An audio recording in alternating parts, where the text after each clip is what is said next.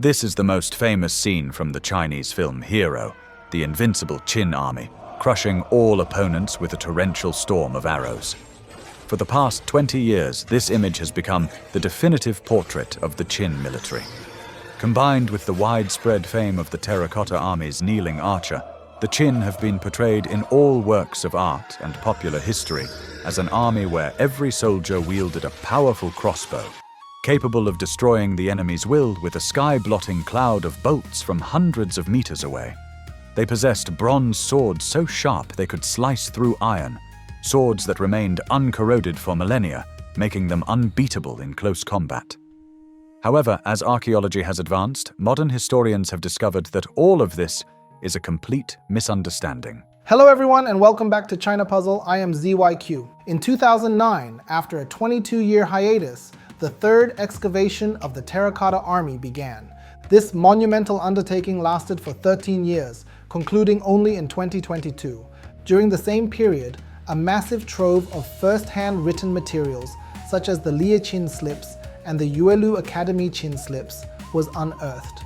From multiple angles, these discoveries have completely overturned our previous understanding of warfare in the late Warring States period and of the Qin army itself. Today, guided by the latest historical research, we will reconstruct the true fighting style of a Chinese army from 2,200 years ago. And in doing so, we will uncover the secret of why the invincible Qin army collapsed almost instantly after the death of its first emperor. Thanks to the influence of film and television, the first thing that comes to mind when we think of Qin warfare is that terrifying arrow formation. In the popular imagination, they are always standing at a distance, pulling triggers, using their long-range, high-penetration crossbows to annihilate the enemy before they even get close. This firing squad style of ranged fire saturation seems to be the core secret weapon of the Qin's conquest, and our most enduring stereotype of that history. It's as if the Qin army was always accompanied by a sky-darkening storm of arrows and a despair-inducing whistle of death. However, the truth of history is often colder and more complex than a movie script. As archaeologists brushed away 22 centuries of dust from the terracotta pits, as researchers peered through magnifying glasses at the unearthed artifacts and compared them to the weapon catalogues of the warring states, an awkward, even brutal fact emerged. The myth of the invincible crossbow may have never existed in the first place. Let's start with the hardware. In the third excavation and subsequent studies, a large number of Qin crossbow components were recovered. If we set aside the victor's halo and evaluate these crossbows purely from an engineering perspective, the conclusion might shock you. The Qin crossbow was not the most advanced individual weapon of its time. It wasn't even the pinnacle of warring states technology. The core component of the Qin crossbow, the trigger mechanism, was still predominantly made of bronze. This is a critical point. While bronze craftsmanship had reached its zenith, its physical limits meant it could not withstand excessive tension. At the same time, the stock of the crossbow, the outer casing housing the mechanism, was mostly wooden. This created a fatal problem. If you want extreme range and killing power, you need immense draw weight. But the wooden stock and the relatively soft bronze trigger simply couldn't handle that kind of high-intensity stress. Overload them, and the mechanism would shatter. Furthermore, the Qin crossbow's aiming system was quite primitive. In the later Han dynasty, the rear sight on the trigger mechanism became much longer and was inscribed with fine-toothed graduation marks. A soldier could adjust the elevation for precise parabolic shots, turning it into a true long-range sniping weapon. But on the Qin crossbow, this rear sight was very short and had no markings. This means Qin soldiers were largely firing by feel. The legendary accuracy of piercing a willow leaf at 100 paces was completely unsupported by the hardware. So who was the true king of the crossbows at the time? If not Qin, then who possessed the most terrifying ranged firepower? The answer might surprise you. It was the state of Han, the smallest and seemingly weakest of the 7 warring states. The strategies of the warring states records, all of the world's strongest bows and crossbows come from Han. This was no diplomatic flattery. It was backed by a solid industrial base. The state of Han controlled the famous Yiyang iron mines, the highest quality iron ore deposits, and the most advanced iron-working center in East Asia at the time. The craftsmen of Han used this advantage to create steel trigger mechanisms and possibly even steel prods that could withstand far greater tension. It was said that a Han crossbow could shoot beyond 600 paces, and upon hitting the enemy, would cleave through hardened armor and iron shields. This describes a terrifying weapon capable of penetrating heavy armor at extreme distances. In contrast, the state of Qin was a resource-poor nation. For a long time, while its lands were fertile, it lacked high-quality iron ore. Before conquering Han's mines, the Qin's individual ranged weapons were not only not superior, but were likely inferior in range and penetration to those of their eastern rivals. The Qin crossbow was like the Ford Model T or the famous AK-47. It may not have been the most accurate or the longest ranged, but it was the most durable and the easiest to repair. On the battlefield, if a Han soldier's precision iron crossbow broke, he might need a master craftsman to fix it. But if a Qin soldier's trigger mechanism failed, he could simply swap a part from a nearby crossbow and be back in the fight in 3 minutes. The Qin defeated the master craftsmanship of the other states with an industrial system. They didn't pursue the ultimate performance of a single weapon. They pursued the infinite sustainability of their weapon supply.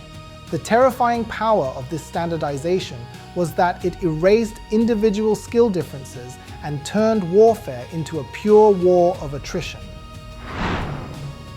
But that's not the most subversive discovery. If the mediocrity of their crossbows could be compensated for by industrial standardization, another set of data completely shatters our perception of Qin tactics. In our imagination, the Qin phalanx consisted of a front rank of heavy shields, backed by thousands upon thousands of crossbowmen, unleashing volleys that would break the enemy before they even reached the line. But reality is cold. With the deciphering of first-hand archival materials like the Liye and Yuelu Qin slips, historians have obtained actual weapon and equipment inventories of the Qin army. These ledgers record the real equipment of grassroots units, with no literary embellishment, only dry, factual numbers. The data shows that in the Qin's regular field armies, the crossbow equipment rate was far lower than we imagined, only about 15% to 20%. Even in local garrison forces, which relied more heavily on ranged defense, the proportion was only slightly higher, at around 35%.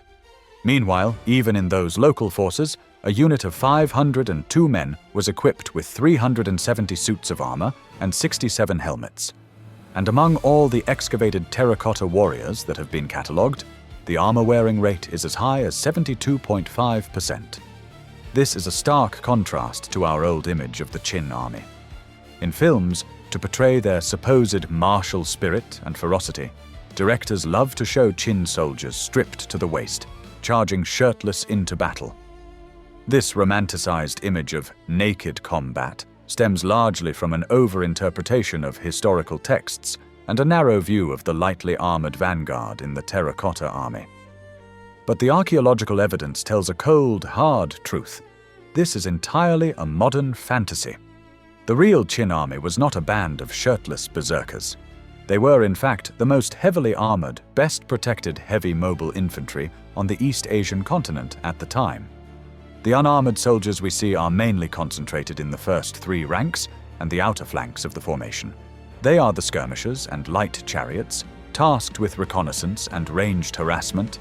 But once you peel back this outer layer, the thousands of infantrymen in the core of the phalanx, armed with long pole arms, are almost without exception, clad in heavy armor. In a satellite pit of the first emperor's mausoleum, the famous stone armor pit, archaeologists found the ultimate form of this heavy armor. Although the burial offerings were made of limestone, they perfectly replicated the structure of the leather and iron armor of the time.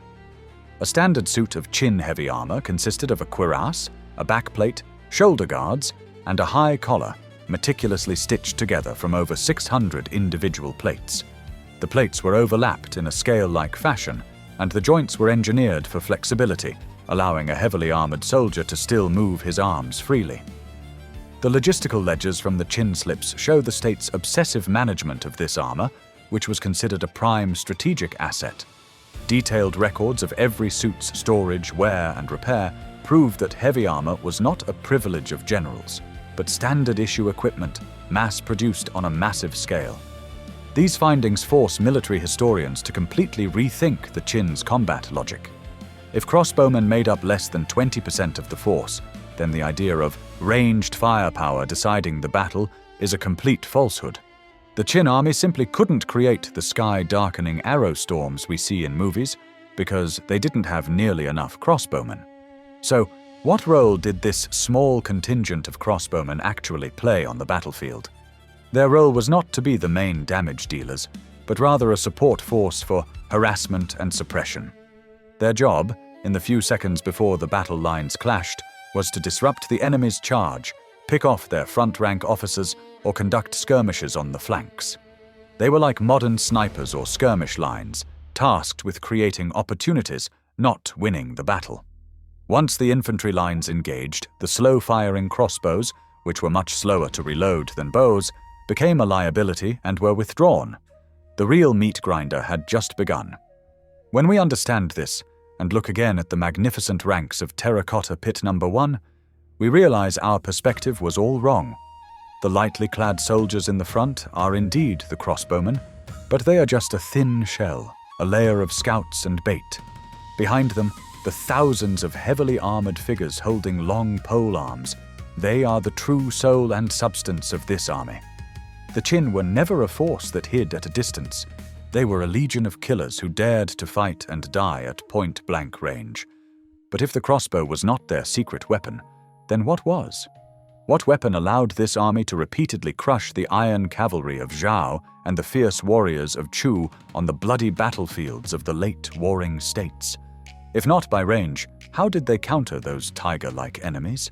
The third excavation of the Terracotta Army has handed us a second key from the earth. This key is 4 meters long. It has been there all along, lying quietly beside the terracotta figures, but we have misread it for 30 years. This was the true superweapon of the Qin. This was the true backbone of their phalanx. With the myth of the crossbow dispelled, a more brutal and realistic question arises. If less than 20% were crossbowmen, what did the other 80%, the main body of the Qin army, actually use to fight their way through the bloody quagmire of the late warring states? As our eyes sweep across the grand phalanx of Pit No. 1 again, notice the hands of the terracotta warriors. You'll see a strange phenomenon. A large number of the figures have their hands in a gripping posture, as if holding a long pole. But in the early excavations, the most common weapon found near them was a short, sword-like bronze weapon. This weapon is called a pi. For a long time, based on this fragmented early information, it was widely believed that this weapon was a kind of long dagger or short sword, a secondary weapon for close-quarters combat. This conclusion seemed logical.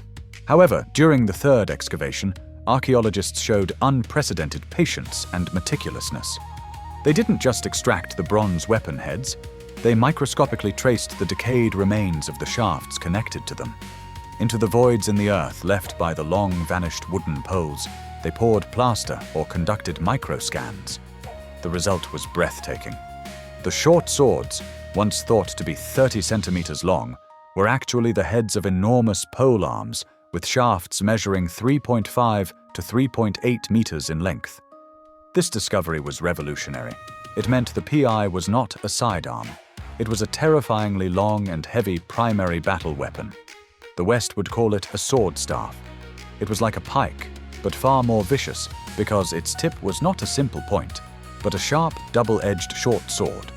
It could be used for long-range thrusts like a spear, and also for slashing and cutting like a sword. 3.8 meters. What does that mean? It's the height of a 2-story building. When a Qin soldier wielded this weapon, his attack range could easily cover a 3-meter radius. At that distance, an enemy with a normal sword or dagger couldn't even get a clear look at the Qin soldier's face before being impaled by the cold bronze blade. This discovery, like the final piece of a puzzle, completes the true picture of the Qin Infantry Phalanx. We must erase the image of a Qin soldier with a shield and short sword, dodging and weaving. In its place, we must envision a moving forest of steel. This finding forms a perfect logical loop with the high rate of armor we mentioned earlier. Imagine if the Qin army really did fight shirtless. In the crush of a dense phalanx, facing enemy chariots and clouds of arrows, their casualty rate would be astronomical. No army could sustain such losses. Only with an extremely high rate of armor could they become true heavy infantry. They didn't need to dodge because their dense armor plates would deflect arrows. They didn't need to be agile because their heavy protection allowed them to absorb attacks. They only needed to do one thing: level their 3.8-meter sword staffs, take heavy, inexorable steps forward, and crush the enemy like a moving wall of iron. So, forget the lightly armored shock trooper. The real Qin army was a heavy legion armed to the teeth by the state machine. They used a massive advantage in armor and weapon length to create an absolute physical superiority. This combination of heavy armor plus long polearm was the material basis for the Qin's conquest, and it was the coldest, most brutal aesthetic of violence in that great age of conflict. Now, based on the discovery of the 3.8-meter sword staff, let's re-examine the Qin's battle formation. As we place the long sword staffs, the pikes, typically 2.5 to 2.8 meters, and even longer spears, some reaching 6 meters, back into the hands of the Terracotta warriors. A famous name from Western military history inevitably comes to mind: the Macedonian Phalanx. Yes, you heard that right. The latest research suggests that 2,200 years ago, in the late Warring States period of China, the Eastern Qin army exhibited a startling tactical convergence with the Hellenistic armies of the West. This was no coincidence. It was the inevitable result of the physics of war.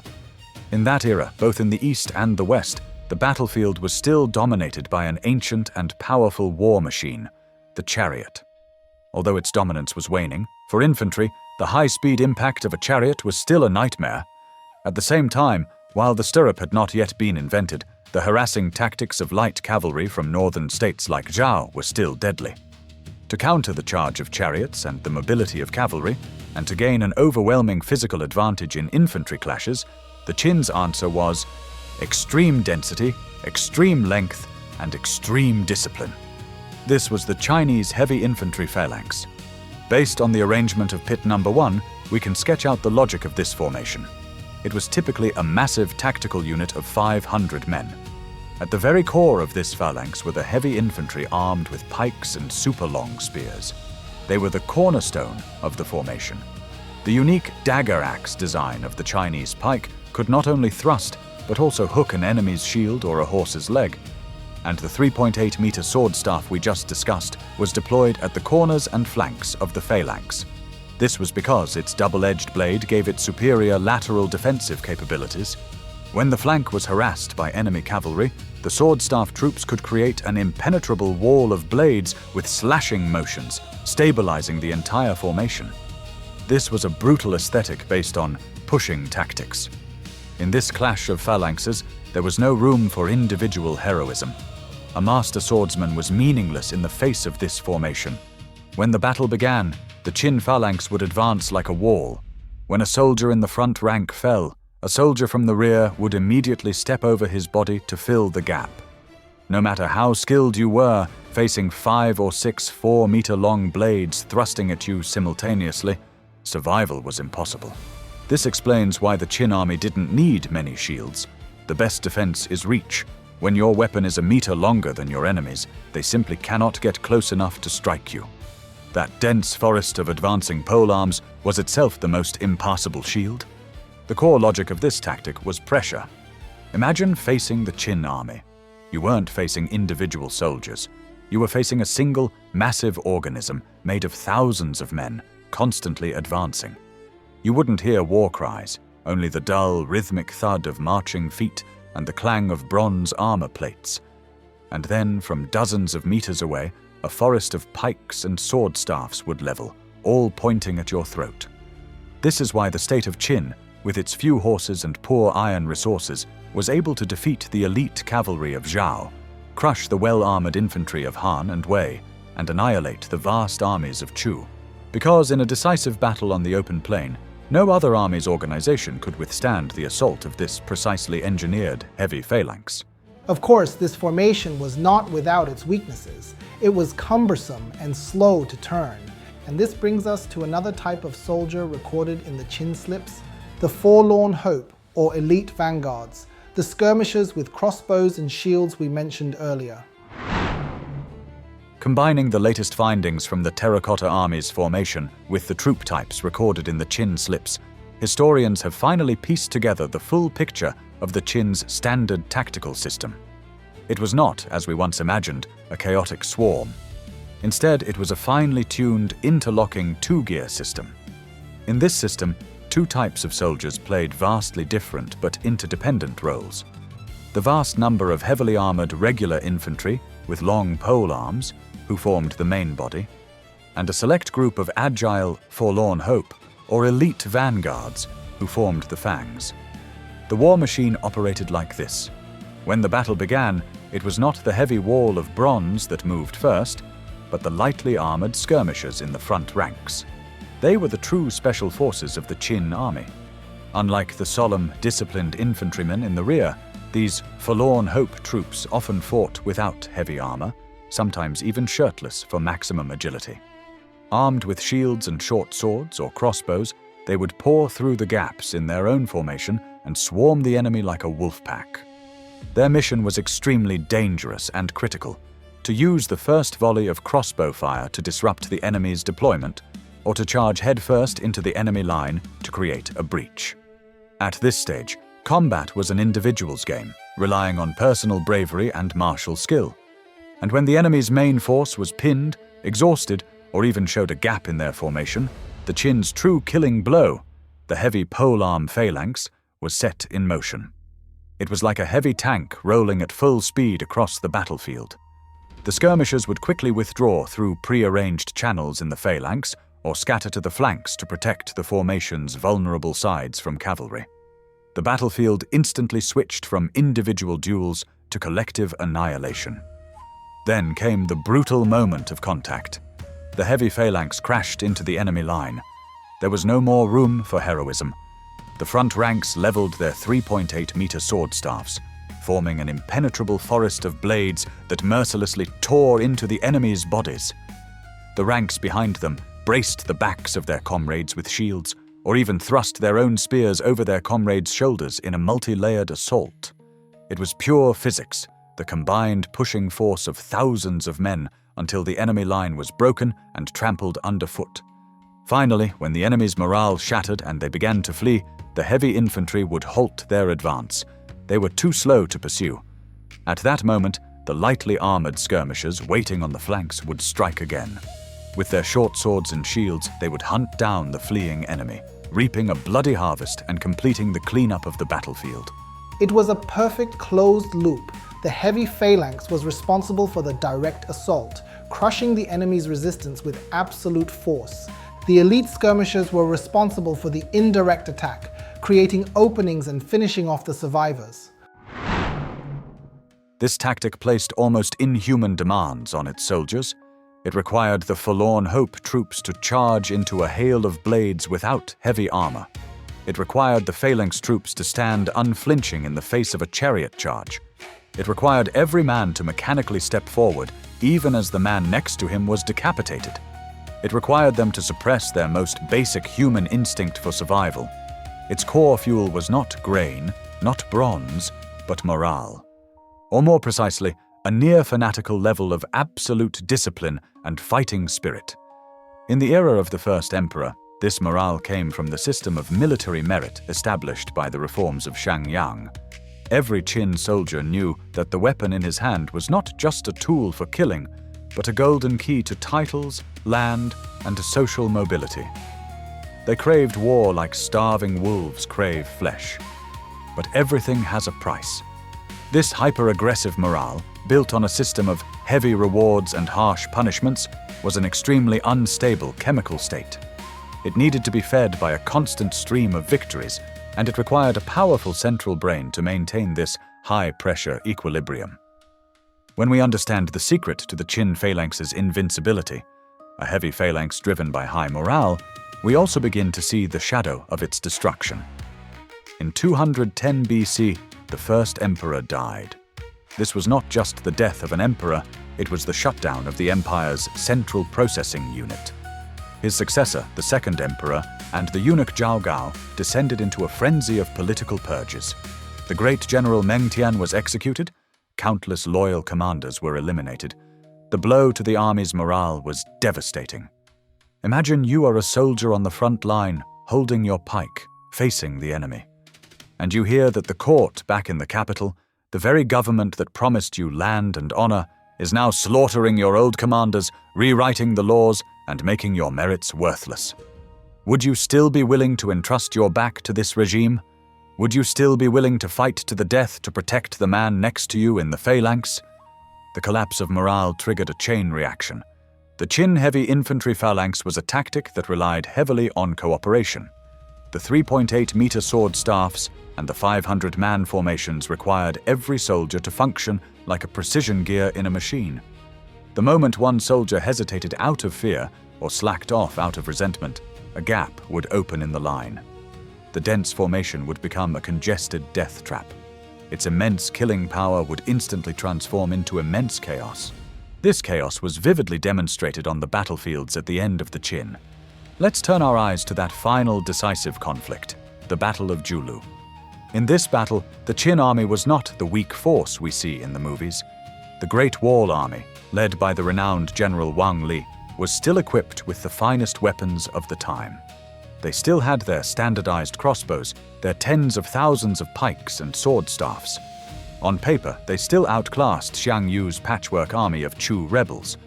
But this Qin army had lost its soul. On the plains of Julu, when Xiang Yu smashed his cooking pots, burned his boats, and charged at the Qin lines with the fury of a man with nothing to lose, what kind of enemy did he face? A confused, weary, and resentful army of Qin soldiers. They still stood in their neat phalanxes, their weapons still sharp. But when the Chu rebels crashed into their formation, ignoring their own casualties to engage in brutal close-quarters combat, the Qin's psychological line broke before their physical line did. In that suffocating crush of polearms, all it took was for a Qin soldier in the front rank to hesitate for a single second. Why should I die here? Will the court take care of my family? In that 1 second of hesitation, the forward momentum of the phalanx would weaken, and their opponents were an army of avengers fighting with the hatred of a conquered nation with no path of retreat. And so we witness one of the most incredible scenes in history. The steel beast, built on standardized industry and scientific tactics, was utterly shattered by a force of pure, savage, and irrational willpower. The Qin's pikes were too long to turn in a rout. Their phalanxes were too dense, becoming a self-trampling slaughterhouse once breached. The very factors that had made them invincible, the harsh discipline, the dense formations, the unified command, in the moment their morale hit zero, all became instruments that accelerated their own destruction. Looking back through the mists of these 2,200 years, when we stand before the Terracotta Army again, you see that they are not just warriors, they are also victims. The sword staffs in their hands display the pinnacle of military technology of their time. The armor on their bodies records the miracle of industrial standardization. But their silent, solemn expressions seem to tell a simple, brutal truth. No weapon, however sharp, can maintain a long-lasting rule through slaughter alone, and no formation, however disciplined, is anything but a horde of walking dead if it loses the hearts of its people. The rise of the Qin army was because it gave common men the hope of changing their destiny. The fall of the Qin army was because it turned that hope into despair. The Terracotta Army, this vast military machine buried deep underground, is both a monument to the Qin Empire's glory and its cold, hard epitaph. In its frozen, silent state, it shows us the limits of invincibility and warns us of the fragility of hegemony. Perhaps this is the ultimate secret that this resurrected army wants to tell us.